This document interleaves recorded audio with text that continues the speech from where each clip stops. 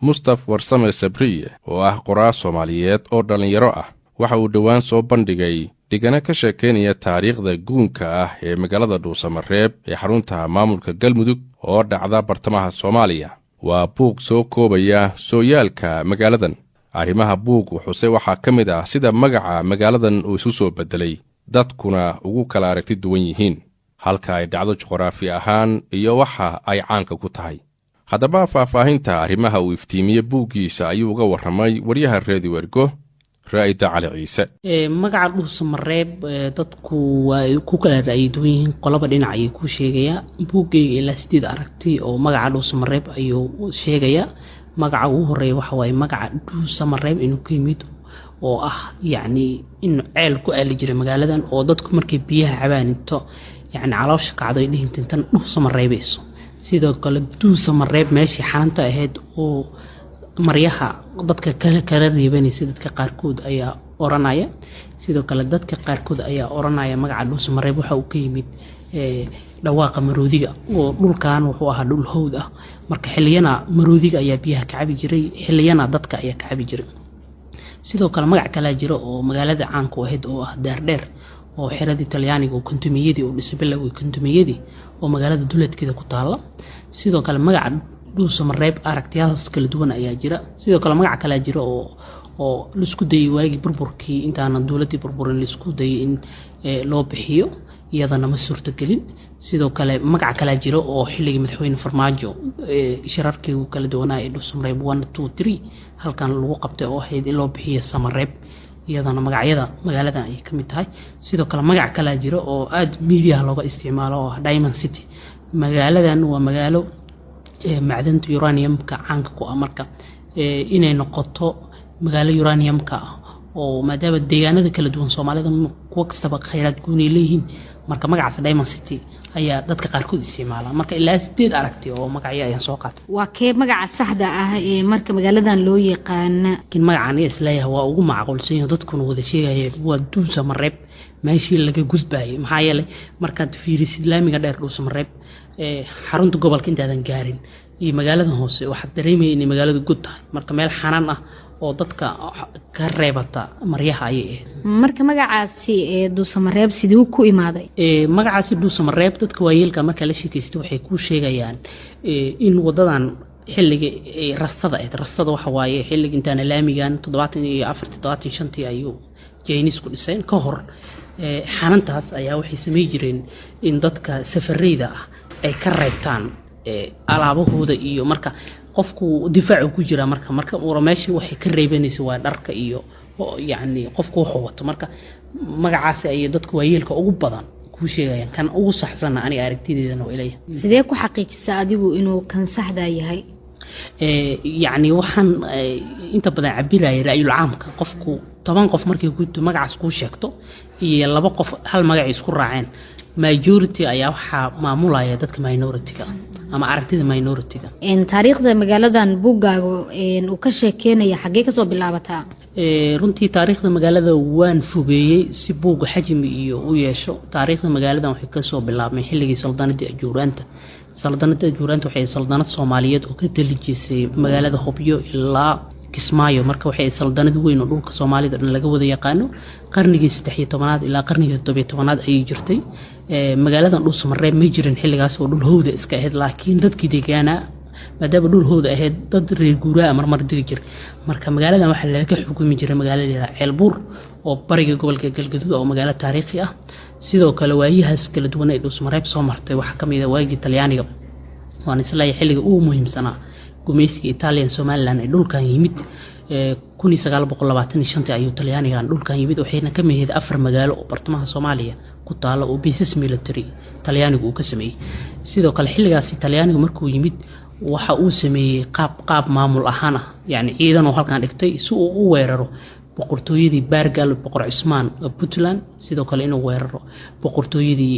Hobyo. marka labadaas meel ayuu isku dayay. marka xilligaas Talyaaniga ayaa xilliga ugu horeeyay maamul rasmi ah oo la yaqaan ka soo bilaabmay. xilligii laba kacaleyntii labaad waxay ahayd xilligii maamulkii Afis 1950 markuu Talyaanigu ku soo laabtay Soomaaliya oo maxkamiyadda loo dhiibay. ilaa 4 goobood oo magaaladan ka dhiso ay kamid tahay saldhigga booliska oo ay kamid tahay xarunta boostada isgaarsiinta oo ay kamid tahay daardheer oo xarumahaas ayuu magaalada ka hirgeliyay marka xilligaas Talyaaniga ah sidoo kale waxa uu degmo ahaan u aqoonsaday magaalada Dhuusamareeb 1954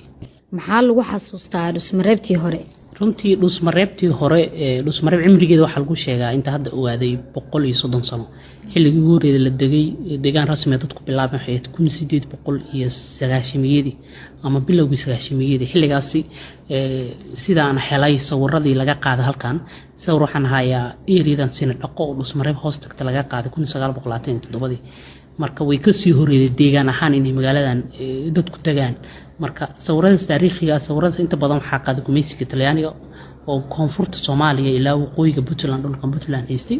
marka waayahaas Dhuusamareeb soo martay waxay cadeynaysaa in la degay qiyaastii dhamaadkii qarnigii 19aad laakiin magaaladeedu xadaaradeedu ay bilaabatay qarnigii 20aad oo Talyaaniga la goostay xilliyadaas magaaladani waxa ku yaalay masaajido oo kamid ah masaajidka Axmediyada oo ku yaal xaafadda Waabar waa masaajidka ugu horeeyay magaalada Dhuusamareeb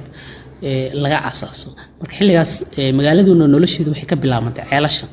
magaalooyinka Soomaalida aniga markaan wax daraasaynayo saddex qaybood aan u kala qaado magaalooyin xadaaradooda ay ka bilaabantay hareeraha webiga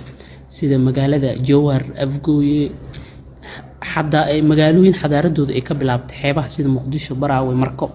iyo magaalooyin xadaaradooda ay ka bilaabantay ceelasha marka Dhuusamareeb waxay kamid yihiin magaalooyinka xadaaradooda ay ka bilaabantay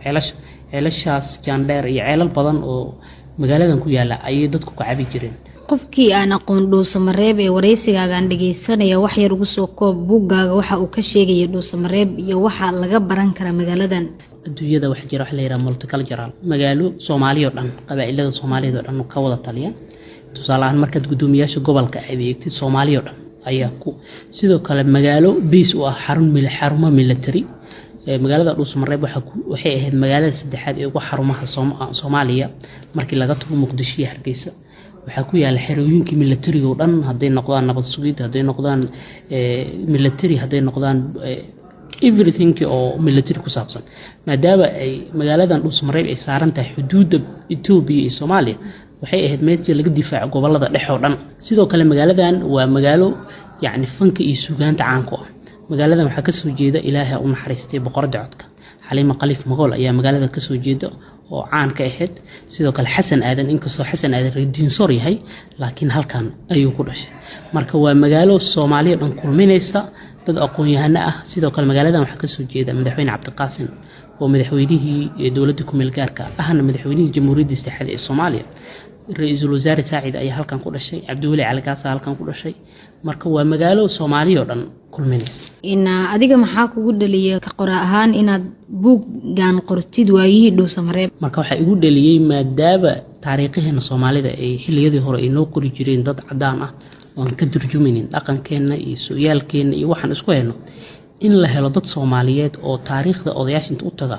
waaqica la fariista wixii xumaanaan laga reeba sidee xogtan ku heshay maadaama ay tahay arrin ka fac weyn xogaha adduunyada laba nooc lagu helaa waxa jira wax la yiraahdo primary data iyo secondary data primary data waxa way qofka inaad inta la fariistid qaab interview ah face to face ula sheegaysid maadaama xogteena magaalooyinkeena aysan qornayn buugaag iyo internetkana laga helin waa inaad inta caadi ula fariistid la hadashid ka nowdgareysatid waqti badan sida hadda duubista sameynayso kala inaad ka dubtid codkii oo kala kadibna xaafadada markaad dib u dhageystid wixii aad rabtidna nuxurka aad ka qaadatid sidoo kale maamuladii hore uga soo tali jiray qaab oo indirect uga soo tali jiray iyadana wax kamid ah xogta magaalada marka xogta waxaan ku helay dad aan caadi ula fariistay iyo xog aan internet ka helay waa gartay waqti intee la eg ka qaadatay inaad xogtan heshid runtii waqti badan iga qaadatay xogta inta badan marka raadinaysid xogna waa xog ceyrin oo u baahan xaqiijin waxyaabaha cajiibka aan buug inta qoray kala kulmo waxa kamid ah yani xogta lagu siinayo automatically buuga ma gelinayn waxaan raadinaa xaqiijin labaad qof haduu ku yiraahdo waxa magaalada ka dhacay ama saani magaalada u taala ama waxaan raadinayaa qof ku raac maadaama wax sax oo hore looga diiwaan galiyay magaalada aysan jirin marka xogta waxaan ku xaqiijinay in aan guuraan 4 qof ama 5 qof inay warkaas qofkaas yiri inay isku raacaan wagartay qoraalka buuggan goormaad soo bilowday runtii qoraalkan buuggan waxa uu soo bilaabmay 2020kii halkan ayaa imaaday bishii Oktoobar xilligaasi dad badan oo magaalada odayaal ayaan la kulmay wax badanna waa ka qortay laakiin shaqadiisa xoog galay 2 sano ugu dambeeyay ayaan bilaabay tan markii galmudug buug far la asaasay waxa ii muuqatay rajo ah inay galmudug wadadii fiicneed qaaday oo inay u baahan tahay in magaalada Dhuusamareeb ee caasimadda ah inta hadda diiwaanka xusuusta lahaayo in la kaydiyo tan iyo markii qoraanimada dhex gashay maxaa iska ka bedelay ku dadku waxay dhahaan markaad wax badan akhrido wax badan ogaadi waana wax sax